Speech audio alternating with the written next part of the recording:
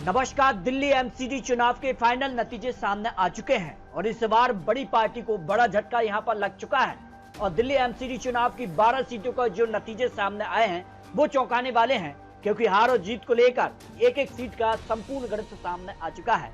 Delhi MCD चुनाव इसलिए भी महत्वपूर्ण मानी जा रही थी क्योंकि भारतीय जनता पार्टी ने हाल ही में जो सरकार बनाई है और यहाँ पर वर्तमान मुख्यमंत्री रेखा गुप्ता की ये अग्नि परीक्षा की तरह देखी जा रही है। तो क्या कुछ आंकड़ा है, क्या आम आदमी पार्टी की वापसी हुई है? यहाँ पर इस बार कांग्रेस भी यहाँ पर 12 सीटों पर अपने प्रत्याशी चुनावी मैदान में उतारी थी और नतीजे भी चौंकाने वाले सामने आए हैं।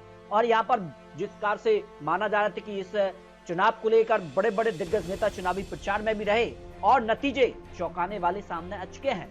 तो बात करते हैं संगम बिहार की। अगर बात की जाए तो सीट पर यहाँ पर 3 प्रत्याशी चुनावी मैदान में थे। आम आदमी पार्टी अनुज शर्मा, यहाँ पर भारतीय जनता पार्टी सुप्रीत सिंह गौतम और सुरेश चौधरी कांग्रेस उम्मीदवार को यहाँ पर इस सीट पर जीत मिली है। इससे पहले भारतीय जनता पार्टी के पक्ष में सीट थी। भारतीय जनता पार्टी ने 2022 में यहाँ पर 389 वोटों के अंतर से यहाँ पर जीत हासिल की थी। और इस बार जो है कांग्रेस उम्मीदवार को जीत मिली है। सुरेश चौधरी ने यहाँ पर जीत हासिल की है और एक बड़े अंतर से 3628 वोटों के अंतर से यहाँ पर जीत हासिल की है।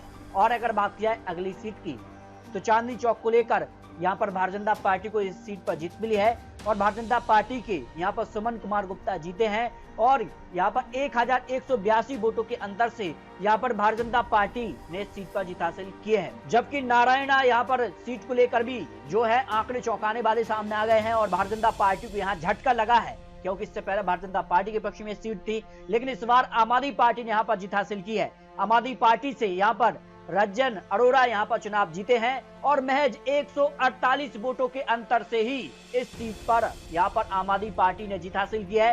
तो यहाँ पर बात की जाए तो बड़ा उलटफेर इस सीट पर देखने को मिला है। चांदनी महल की बात की जाए तो चांदनी महल पर भी चौंकाने वाले आंकड़े सामने आए हैं। तीनों बड़ी पार्टियों को झटका रहा है और तीनों बड़ी पार्टियों को यहाँ पर हार का सामना करना पड़ा है। आम आदमी पार्टी के उम्मीदवार भी हारे हैं, भारतीय जनता पार्टी भी यहाँ पर चुनाव हार गई है और कुंवर यहाँ पर शहजाद कांग्रेस उम्मीदवार भी चुनाव हार गए हैं। और इस सीट पर ही सबसे ज्यादा मतदान देखने को मिला।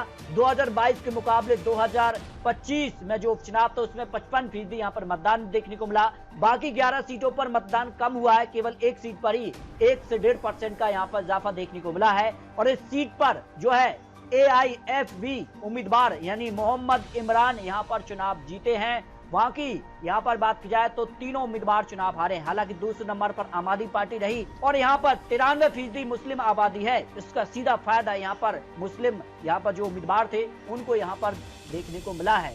बात की जाए द्वारका वी की तो इस सीट पर भारतीय जनता पार्टी को जीत मिली है। भारतीय जनता पार्टी से मनीषा यहाँ पर सहराबाद चुनावी मैदान में थी, उनको यहाँ पर जीत मिली है और एक बड़े अंतर से भारतीय जनता पार्टी ने इस सीट पर जीत हासिल की है। 9100 वोटों के अंतर से यहाँ पर जीत हासिल की है। हालांकि तीनों ही महिला उम्मीदवार थी। यहाँ पर आम आदमी पार्टी से राजबाला सहरावत और कांग्रेस उम्मीदवार सुमित्रा मलिक भी यहाँ पर चुनावी मैदान में थी। तो इस सीट पर भारतीय जनता पार्टी ने बाजी मारी है। और अगली सीट की बात किया तो मुंडेका सीट पर यहाँ पर भी बड़ा उलटफेर देखने को मिला है और यहाँ आम आदमी पार्टी ने अनिल लाकड़ा को चुनावी मैदान में उतारा था और आम आदमी पार्टी को सीट पर जीत मिली है।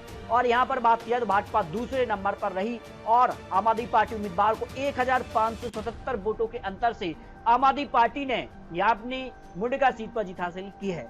अगली सीट की बात किया तो अगली सीट पर भी चौंकाने वाले नतीजे सामने आए हैं और यहाँ अगर बात की जाए तो अशोक बिहार सीट पर भी त्रिकोणीय टक्कर थी। यहाँ पर बात की जाए तो यहाँ पर भारतीय जनता पार्टी को झटका लग गया है, क्योंकि इससे पहले 2022 में सीट भारतीय जनता पार्टी के पक्ष में थी, लेकिन इस बार आम आदमी पार्टी को जीत मिली है।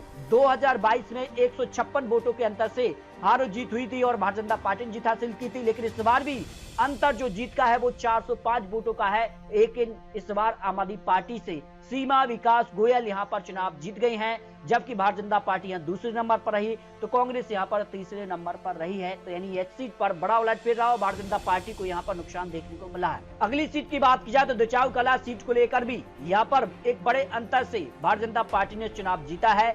5637 वोटों के अंतर से भारतीय जनता पार्टी को यहाँ पर जीत मिली है और भारतीय जनता पार्टी उम्मीदवार रेखा रानी को यहाँ पर जीत मिली है। जबकि आम आदमी पार्टी से नीतू केशव चौहान यहाँ पर दूसरे नंबर पर रही हैं और हार का सामना यहाँ पर करना पड़ा है। कांग्रेस उम्मीदवार भी यहाँ पर चुनाव हार गई हैं।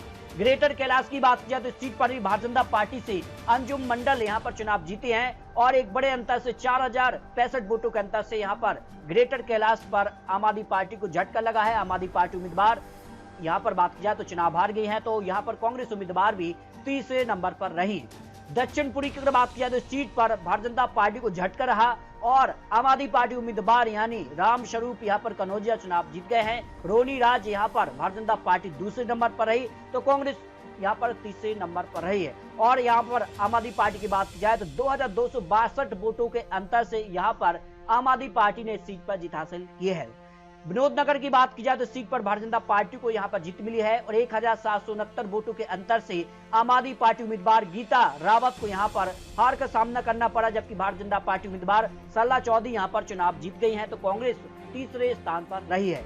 अगली सीट की बात की जाए तो यहां पर वर्तमान मुख्यमंत्री रेखा गुप्ता का जो क्षेत्र है, इस सीट पर एक सबसे बड़े अंतर से भारतीय जनता पार्टी ने चुनाव जीता है। 10,101 वोटों के अंतर से भारतीय जनता पार्टी ने सीट पर जीत हासिल किया है और भाजपा उम्मीदवार अनीता जैन यहां पर चुनाव जीते हैं और यहां पर आम आदमी पार्टी उम्मीदवार बबी लहलावत यहां पर चुनाव हार गई हैं। तो इस तरह से जो है 12 सीटों के नतीजे सामने आ चुके हैं।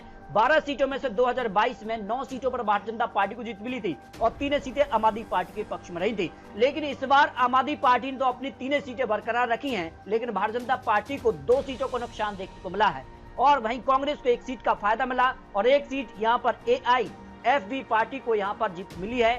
तो इस तरह से बात किया तो उपचुनाव को लेकर दिल्ली की जो सीटें थी, ये उपचुनाव इसलिए भी महत्वपूर्ण माना जा रहा था कि वर्तमान में यहाँ पर 250 यहाँ पर कुल पार्षद हैं और 12 पार्षद यहाँ पर सीटें खाली हुई थी और ऐसे में बहुमत का आंकड़ा जो है 125 सीटें हैं और इस 25 को आंकड़ा के लिए अगर बात किया तो भारतीय जनता पार्टी ने पूरी रणनीति से चुनाव लड़ा, लेकिन 7 सीटों पर ही जीत मिली है। तो भारतीय जनता पार्टी का जो आंकड़ा है वो है 100 यहाँ पर कह सकते 23 और आम आदमी पार्टी अब 100 यहाँ पर कह सकते 99 से बढ़कर यहाँ पर 102 सीट आंकड़ा उनका हो जाएगा और कांग्रेस का आंकड़ा 9 हो जाएगा, अन्य का आंकड़ा यहाँ पर 16 हो जाएगा। तो क्या बहुमत का आंकड़ा भी यहाँ पर आने वाले वक्त में यहाँ पर चौंकाने वाला हो सकता है, ये काफी महत्वपूर्ण हो जाता है। तो यहाँ पर 12 सीटों के संपूर्ण आंकड़े आपको दिखाए कि किस सीट पर कितने अंतर से कौन उम्मीदवार जीता है और 2 सीटों का नुकसान भी भारतीय जनता पार्टी को यहाँ पर देखने को मिला है। तो सीएम को लेकर भी कई अटकलें लगाई जा रही थी, अग्नि परीक्षा की तरह देखा जा रहा था। तो आम आदमी पार्टी क्या अपनी जमीन बरकरार रख पाई है? यहाँ पर कांग्रेस ने यहाँ पर 1 सीट पर जीत हासिल करके 1 सीट अन्य ने जीत हासिल करके यहाँ पर सभी को चौंका दिया है। इसको लेकर आप रख सकते हैं। मिलते हैं और लेटेस्ट और महत्वपूर्ण विश्लेषण के साथ, तब तक ले जाएं जय भारत।